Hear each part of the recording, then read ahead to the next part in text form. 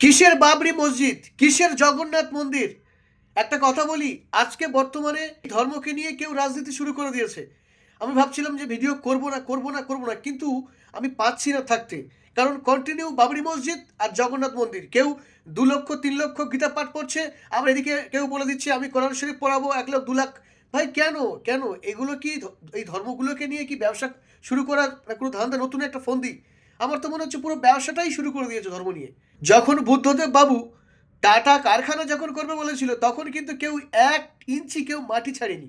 আর আজকে বাবরি মসজিদ করছে বিশাল আকারে, সবাই করছে, কয়েক লক্ষ 2 কোটি টাকা টাকা ওখানে ডোনেশন যা হোক দিচ্ছে।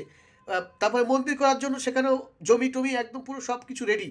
কিন্তু যখন কলকারখানা করবে বলেছিল না, ওই যে টাটা কারখানা করবে বলেছিল বুদ্ধদেব বাবু, তখন 1 ইঞ্চি কেউ মাটি দেয়নি। বুঝতে পারলে? তো এটাই হচ্ছে সমাজ, এটাই হচ্ছে বর্তমানে পরিস্থিতি।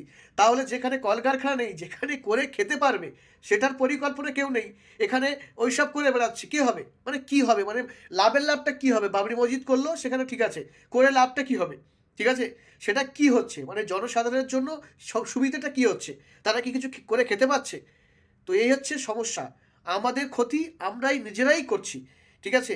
মানে আমরা বুঝতে পারছি না যে এটা করলে এটা ভালো হবে, এটা করলে এটা ভালো হবে।